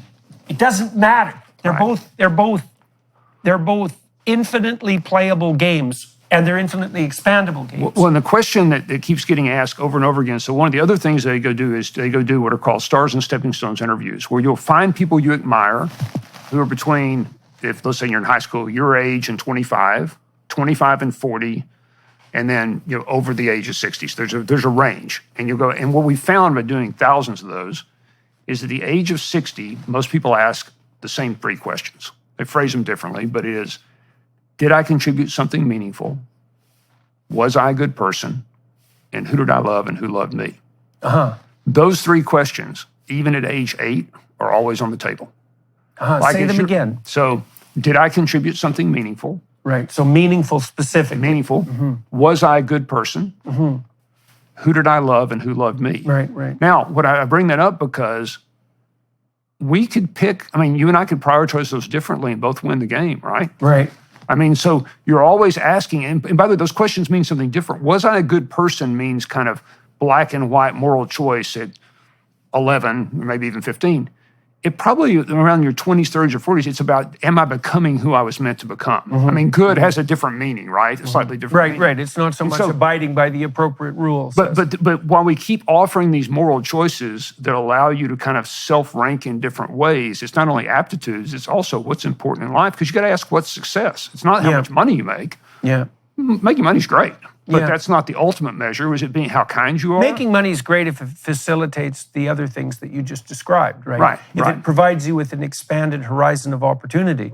It's not so great if it enables your hedonistic impulsivity. In fact, it can just kill you. I had lots of clients who were fine when they were broke. Yeah. But one client in particular, he used to get his unemployment check. He was disabled and workplace injury. And he was a pretty simple person. And he was easily exploited by psychopaths. And those were his friends. And what would happen to him is he'd get his unemployment check, once a month. And so he'd have lots of money for 3 days. And it was off to the bar and nose deep in cocaine and face down in a ditch. And all his terrible parasitical friends would gather around him until his bones were plucked dry. Like vultures, eventually that killed him. Wow. Yeah. And so money is an enabler. but it's also an enabler of vice. Yeah. So be careful, right? Right. You be careful Right. with money. So yeah, okay. So maybe we should turn. Okay, let's do something practical first. Okay. So that if people are interested in these Acton schools, Yes. where can they find more information? Sure. Acton, like Acton, academy.org is where the schools are featured. There's also something fascinating we do if you want to take a mini step. It's called the Children's Business Fair, where children will come and for one day pitch a business. They'll have a business where they sell things. Oh yeah. We will have this year 1,000 of those fairs across the United States and across the world, and we'll serve about 50,000 young people. And all you have to do if you want to start one of those, that's kind of a stepping stone to an Acton, Yeah. is put out 7 tables in your front yard and have your kids tell their friends. And we have a whole system that we pay for everything. We provide prize money it's just the thing our family wants to do. And so And where can people find information about Children's that? Business Fair. If you just Google that or children'sbusinessfair.org. There's a 2-minute video that shows how you can start one in your backyard, or actonacademy.org if people are interested in the school. Okay. Well, we'll make sure we put those links in the description. Now, we haven't talked at all about higher education. Maybe we should Okay. diverge into that momentarily. So we could talk about my mystic ventures in reform under Governor Perry, Texas Governor Perry. I think I'll leave those for something more positive, and just talk about what are we seeing from our super competent high schoolers who we call launch padders because they're launching out in the world. And what we're seeing increasingly is a belief that many colleges are about prestige, and what they're about is competence. Yeah. And so, of course, if you get a free ride to MIT and you're a gifted engineer, you go to MIT, Yeah. right? I mean, of course you would do that. Yeah. Would you pay $400? So far. So far, right? Yeah. Right? No, that could all change. Yeah. If you're, from well, doesn't matter who you are, should you pay $400,000 from a no-name degree that won't get you a job from a place no one's ever heard of? No, that's a terrible idea. So Yeah. we're seeing that with all of these apprenticeships, our launch padders are coming out and they can get into whatever competitive college their scores are high enough to get into. Yeah. But about 4 out of 10 are going directly into industry and maybe hacking a degree somewhere on the side. But they've realized, so I think we're seeing our best and brightest begin to vote with their feet Yeah. and begin to think of college as a tool that may or may not be necessary. Think that's more true of the boys? No, I think it's pretty equally true. Now, I will say, there is something to be said for college. If you want to go to football games, paint your face, be in a tribe, Yeah, and chase yeah. girls or guys. Yeah, right. That's kind of what college has left. Yeah. Well, And you so know, if you- there's nothing bad about that. Well, but we that's, should also, again, give the devil his due. I mean, I've been trying to sort out why people will pay, let's say, $200,000 for a 4-year degree. And here's a couple of reasons. Is you get away from your parents, you have a transition point, you establish a new group of peers, and maybe you find a mate. Right. And especially the last one, Right. if that's your $200,000 investment, and you have pooled around you eligible young people of a certain degree of, let's say, intellectual capability and discipline, somewhat selected, that's not such a bad deal. No. That's not exactly the fundamental purpose of an educational institution, but it's not trivial and it's not easy to replace. No, and I think that's why that's why the game's continuing to go. Yes, yes. So we're going to have to find a way to replace that, or it's going to continue to be, in essence, a very expensive country club.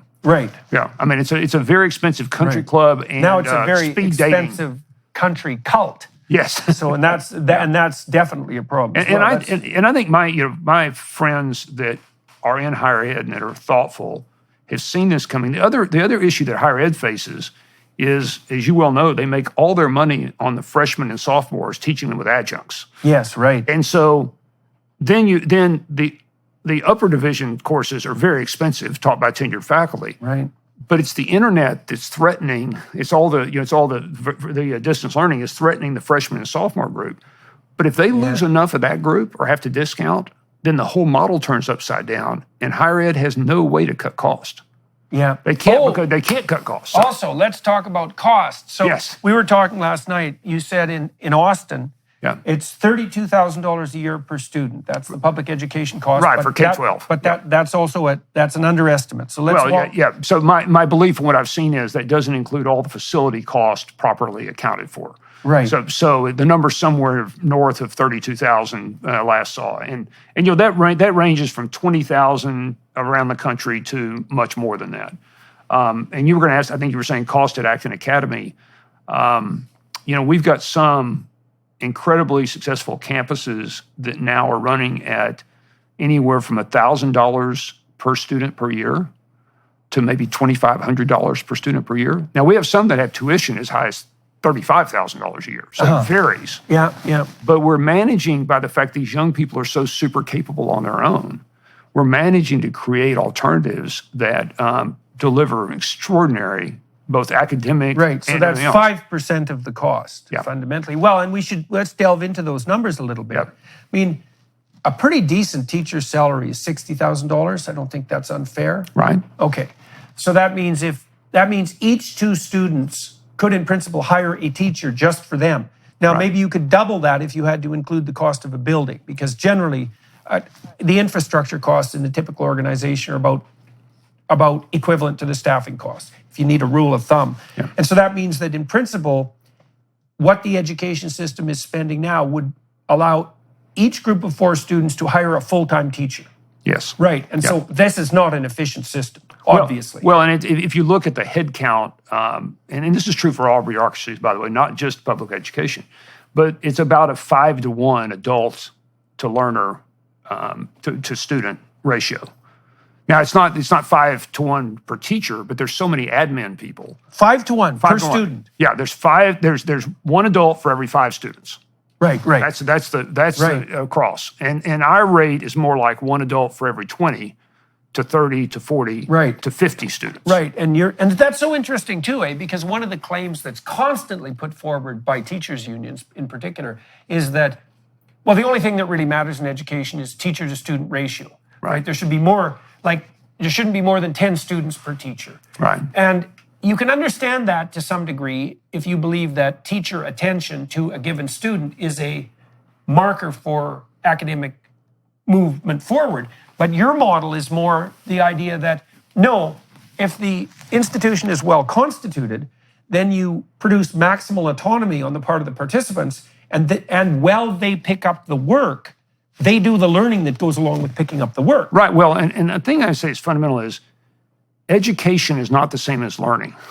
Education is something you do to someone. You educate them. Now, you can self-educate, but if you're educating someone, learning is what the person experiences. Right, it's like the delivery of a product. Right, and so I want to be factories. careful here because our model is just one model. There's going to be 50 fun models and interesting models come out for learning as the world changes. And, my great-grandfather was president of a university. He's buried on their campus. I mean, I came from my wife's mother, Joanna, was one of the incredible teachers in Oklahoma City. In fact, a quick story that's worth telling about that. We're having one of these exhibitions I talked about. And this woman comes up to me, and we're in Austin, Texas, and she comes up and she said, this reminds me of my 8th grade science teacher. And she said, I live in Oklahoma City. I came to see this, and it reminds me of her. And she started describing this wonderful teacher who was Socratic and who did all the things. And she said, she got finished, and I said, and her name was Joanna Anderson. Oh. And the lady said, how in the world could you have known that? And I said, because that's her daughter, Laura. And the woman just started crying. And she said, that lady changed my life. Right, so adults have an important role to play in a child's life. Yeah. That role shouldn't be to be an authoritarian, having order to sit at a desk where a bell rings every 45 minutes. Yeah. That's not the teacher's fault. That's the system, right? It's the system. Now, you're participating in the system. Yeah. But I always try to divide. The teachers are often the heroes, and sometimes not. The system's the problem. And I don't think there's anyone that doesn't think the system is broken. There are going to be a lot of different recipes. We've got a recipe that happens to be very low cost and seems to be powerful, and it's a work in progress. Also scalable. And scalable. Which is a we big deal. have 1 employee, and our whole network, our staff is 1. One employee. For 300 campuses. Because How do you facilitate communication between the campuses and exchange, let's say, best practices? there's a forum where people are exchanging. Since we've been sitting here, we've probably gotten 4 new experiments on the forum. When I get off, I'll read them. Oh, yeah, So okay. people are, and so there's a way, it's like Legos. There's a way to share experiments. Yeah. And there's a way to report on them. There's a central place. It's almost like Unix code to store. And we've been very careful how the modules fit together, so they're defined so you can swap out modules. And so people are running all across the world. You have areas that you're. We just touched upon this a little bit last night. You have domains. Is that the right way of thinking about them? Like domains of learning. How do you structure the? Yeah, so you would think about the typical reading, writing, math. I mean, there's ways to do that. But what we have are these 6-week quests. And you might do for biology the medical quest we talked about where you're diagnosing disease. We have a great quest on living well and dying well. It's all about death. And so those quests last for 6 weeks. They're integrative and they'll teach you something about life, personal finance, biology, but applied chemistry, things you're going to really do. And then you have genres, which are much like your essay product, except they're different recipes for writing a white paper, a poem, and so you're actually practicing something you're going to write and use in the real world and display in front of an audience. It might be a speech. So those chunks are well defined, and you could create one, I could create one, we can present it to the crowd, and the crowd votes them up. Right. And then that's shared among the group, and it becomes the standard until something replaces it. Right. How do you stop, or how have you dealt with the problem of ideological capture, let's say, on whatever side of the political spectrum? Well, I think we're agnostic. I mean, we have a series of promises, like we believe that economic freedom, religious freedom, and political freedom, are one of our core beliefs. Right. So that's non-negotiable. Right. So that's not negotiable. So there are a series of things like that. We believe every child's a genius who is destined to change the world. So there are a set of those you agree to. And everything else is up for fair debate. If you can make and we've had... Right, so you have a limited number of I core had committed principles. communists, in my group of high schoolers that would debate why Marx was right. And it's fascinating to listen to him. In fact, there were times I was like, that's a pretty dadgum good point. I'm a committed capitalist. It's like, that's market failure. That's so everything's up for debate. Nothing is up for not saying something about the truth, and it's all to be tested. So there is no ideological capture from the left or right when you have to actually test things in the real world and debate them. And can you be wrong? Of course you can. And has the spread of, let's say, woke culture, to use a somewhat awkward phrase, has that produced a challenge to the operation of your institutions, or are people just sidestepping that problem altogether within the confines of your organization? Well, so if you came from, let's just say you came from one of the protected woke classes that people talk about. If you want to be gay, I'm going to be tolerant of that. That's not. I mean, that's your choice, right? I'm not going to. Now we could talk about the impacts that's going to have or what it's about means, but it's just an honest conversation. And so, right. Well, though people who are different in their proclivity. Like temperamentally or sexually, let's say, are still going to have to contend with the fact that they have to integrate that within a community. Difference is good. Now you stand up and say, I'm a victim. Yeah, right. And it's like, well, okay, why are you a victim? Well, let's explore that, because victims aren't okay here, so what are you going to do about it? Well, I'm going to post on Instagram. It's like, well, what else might you do besides that? I really care about this. I'm going to post twice on Instagram. Well, the problem with the victim narrative isn't so much the observation that unfair things happen to people, and sometimes even systematically. It's like, for sure, that's the case. The issue is, do you remove from yourself all sense of agency and competent power by construing yourself as the tragic victim of like hyper-powerful and irresistible forces? And if the answer to that is yes, all my agency is removed, then the victim narrative is actually what's victimizing you. Right. And so if you said life's unfair, the answer would be, of course it is. What are you going to do about it? If you're not willing to do something about it personally, then it must not be that big an issue. Well, it's also So, the case that life is unfair in weird ways. I mean, one of the things that the Marxist types, for example, point to is the fact that, well, wealth is concentrated in the hands of a few, and that tends to be the case. Yeah. And they tend to be older. It's like, yeah, okay, older people. One of the best predictors of wealth is age. Right. So, but then you think, well, wait a second. Are we really so upset about that? First of all, it isn't obvious to me at all that, like, the typical 75-year-old wealthy white male would probably give up 99% of his fortune to be an attractive 18-year-old male. Right. And so there is biological capital. Right. And when you're young, you have a lot of biological capital. And then possibly what you do is you exchange some of that biological capital for monetary capital as the biological capital deteriorates. And it doesn't look to me that, like, it's not self-evident at all that produces all the advantage on the side of the people with the monetary capital. Right. Not at all. Right. In fact, a lot of what you spend your money on, if you have monetary capital, is the attempt to regain biological capital. Right. So the analysis of where the Pareto distribution advantage lies is very unsophisticated. Well, and that's why, I mean, we'll have these kind of debates, and the question is, if you're concerned about an injustice, is there injustice? Absolutely. What are you going to do about it? Like, what are you going to do? Is there injustice? Of course there is. Let's go do something about it. Yeah. There's either incredible opportunity or extremely unfair injustice. Go pick something to do. Well, if you're not willing to go get an apprenticeship or go do work or go save one person.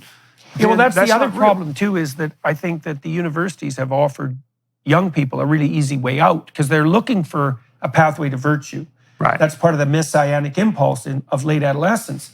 And the universities say, well, all you have to do is identify the problem, one problem, when there's actually like 1,000 problems. Right. And not obviously reducible to a single problem. And then all you have to do is oppose the problem. And that's not right. Right. Like I talked to this woman, Temple Grandin, who has redesigned all the cattle handling facilities in slaughterhouses across the world. Autistic woman from the University of Chicago. Absolute genius. Amazing person. And, she cared about animal welfare, but she was a realistic girl. She grew up on a farm. She knew what animals were like. She's no pie-in-the-sky dreamer. And autistic people tend not to be. Right. And she spent her whole life working on that problem. And she's ameliorated a tremendous amount of animal suffering, but not because she was concerned about it. Right. Because she was concerned about it, and then she devoted her whole life to it. Yes. Right.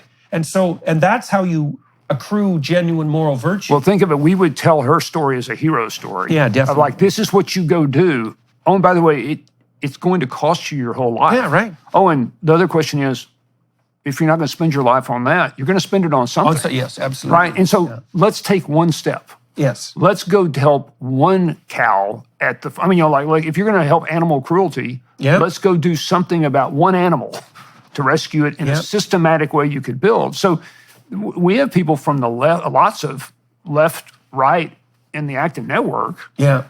But they believe in principles of fair play and freedom, and and they sign off on these things, and then you have a debate, and that's what reasonably competent people who want to fix something actually do. So you've talked about what you're doing in preschool, elementary, junior high, high school, etc. Yep. Talked about the apprenticeship programs and the distributed games and the multiplicity of games and the idea that each person has something valid to contribute without that degenerating into a mindless equity outcome game.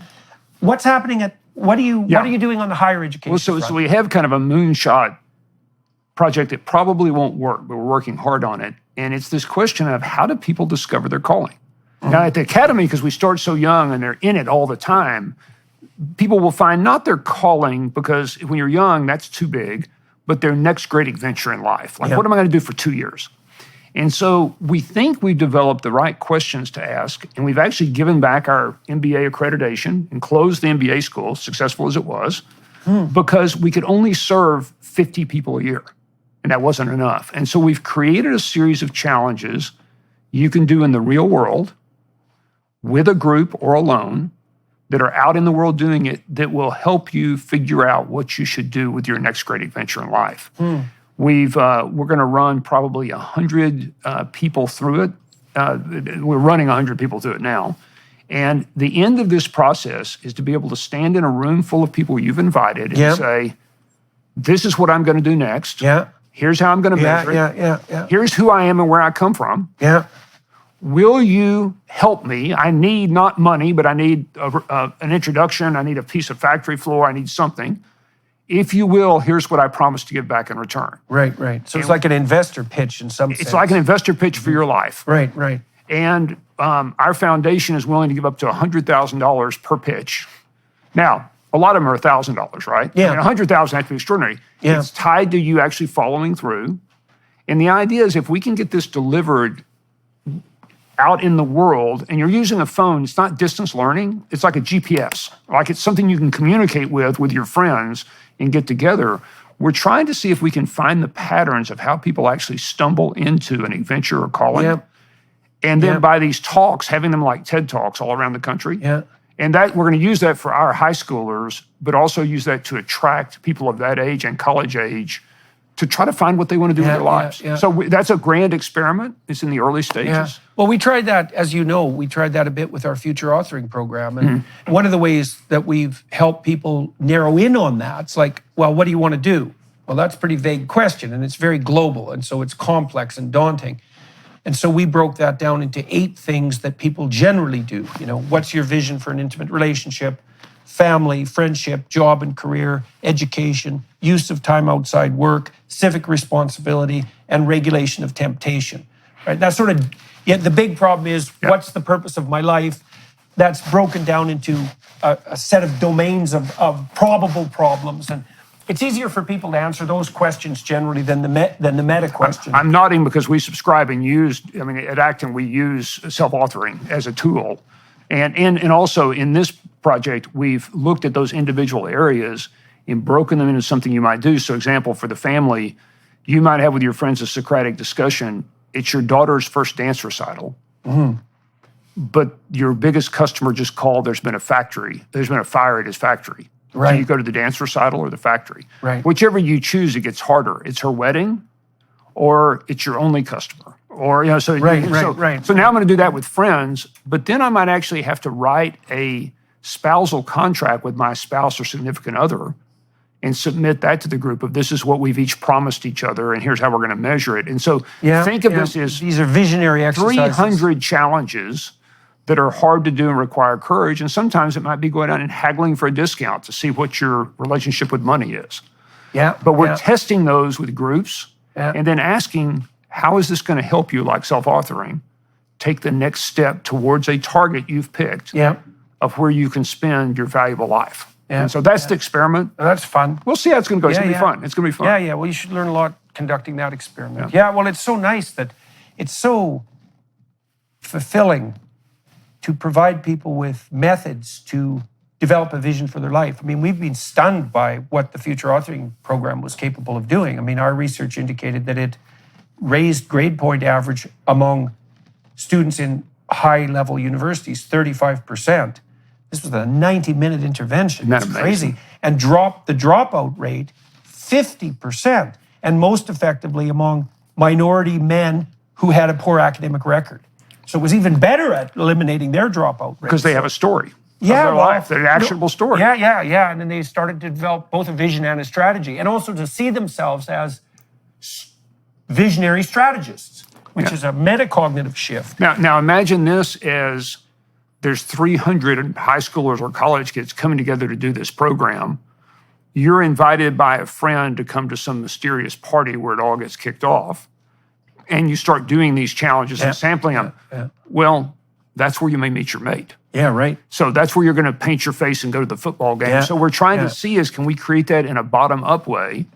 And will we be successful? Nah, we'll mess it up and we'll experiment. But it's an interesting experiment to see if that's the replacement, because colleges are not helping people find their calling.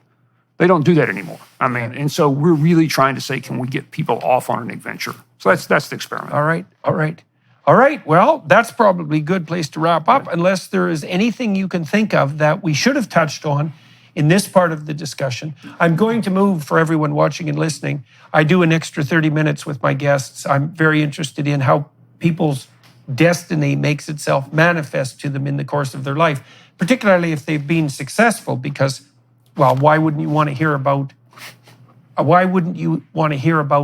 multiple pathways to success, assuming that you're trying to accomplish something like that for yourself, which seems preferable to the alternative, by the way. And so we'll switch to the Daily Wire Plus platform. Right.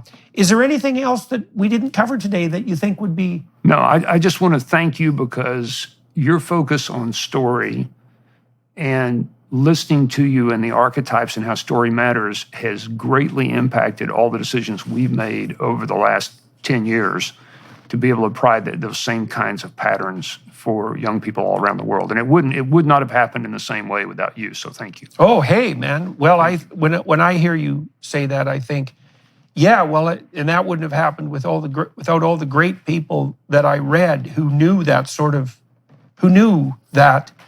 were able to provide me with that knowledge. You know, I mean, I had great instructors, practically my mentors, people like Robert Peel, and then also the people I was fortunate enough to be introduced to in various ways while I was in university. And so it's great to see this sort of information make itself manifest. You know, Camille Paglia, a great literary critic, suggested to me at one point that had the universities turned to the Jungian school, Carl Jung and Mircea Eliade and Eric Neumann, then deep narrative analysts, instead of Derrida and Foucault, that the entire history of the development of higher education would have been different in the last 40 years. Absolutely. It's very interesting to see that starting to happen, and I really see it is spreading like mad. The idea that there are these fundamental unifying narratives contra the postmodernist viewpoint, that they don't point to power as the fundamental human motivation, but to something like the ongoing humble search for continued enlightenment, something like that. Yeah, it's a wonderful thing to see that all unfold. That is the battle between good and evil. I mean, it really is. Yeah. It really is. So, all right. Well, Thank you, to everybody watching and listening on YouTube and the associated platforms, thanks for your time and attention. To the Daily Wire Plus people for facilitating this conversation, making it possible practically. That's much appreciated. To the film crew here in Fort Worth, Texas, because that's where we are today. Thank you guys for your help today. And join us on the Daily Wire Plus platform for an additional half an hour of discussion with Jeff Sandefer. Thanks very much, everyone. Hello, everyone. I would encourage you to continue listening to my conversation with my guest on dailywireplus.com.